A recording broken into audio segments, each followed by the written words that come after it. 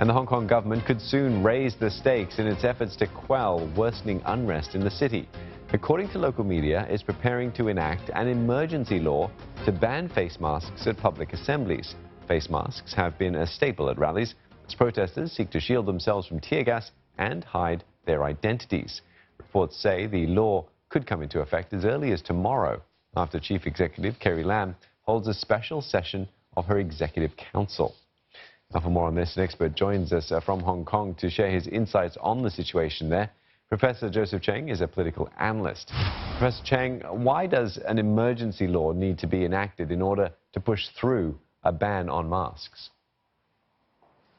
Well, the government is under a lot of pressure, especially that from the pro-establishment camp, to do something because the protest activities have not been subsiding.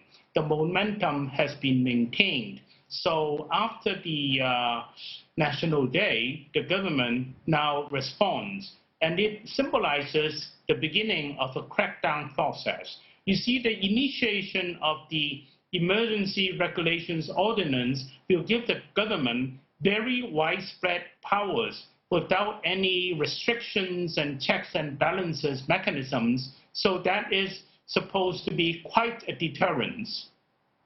Do you think that banning the masks, though, Professor, could have an impact on the police ability to control the violence?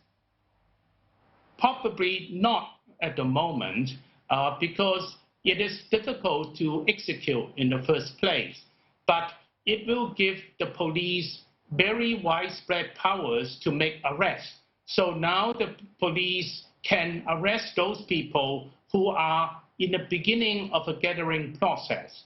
And I think this will satisfy the police to a large extent, but the end result will drive the protesters and, in fact, people supporting the pro-democracy movement into a fairly long-term campaign of non-cooperation. Basically, there's no solution in sight, and the use or the reactivation of the Emergency Regulations Ordinance symbolizes the futility of the dialogue, and the government certainly no longer has any reconciliation in mind. Yeah, so just staying on this point then, there hasn't been an emergency ordinance in place in Hong Kong for decades. How is this going to affect the Hong Kong government's relationship with the people? I don't think it will have any good impact.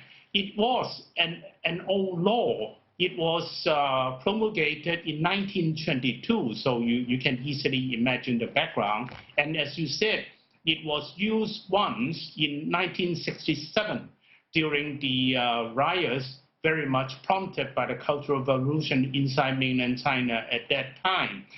To some extent, it means that the government is no longer in a situation of control. It has to resort to the declaration of a state of emergency, and it basically cuts off any link between attempts to deal with the crisis at this stage with the attempt to restore normalcy in the near future, as well as any attempt to rebuild the legitimacy of the government.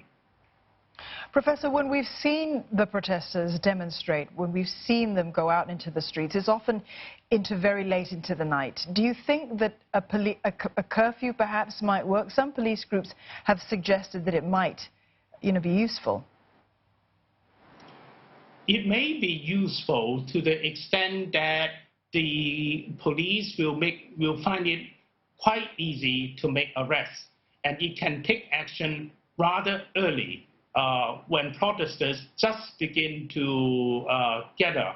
But I imagine the protesters will change their tactics in various ways so as to continue to create disturbances. The whole attempt is a kind of non-cooperation campaign designed to show that the government lacks legitimacy and that it cannot govern effectively.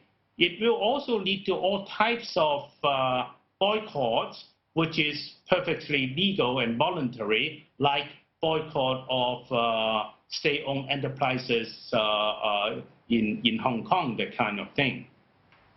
Prof. Cheng, thank you very much for your perspectives on this. We've been speaking there to Professor Joseph Cheng, a political analyst in Hong Kong.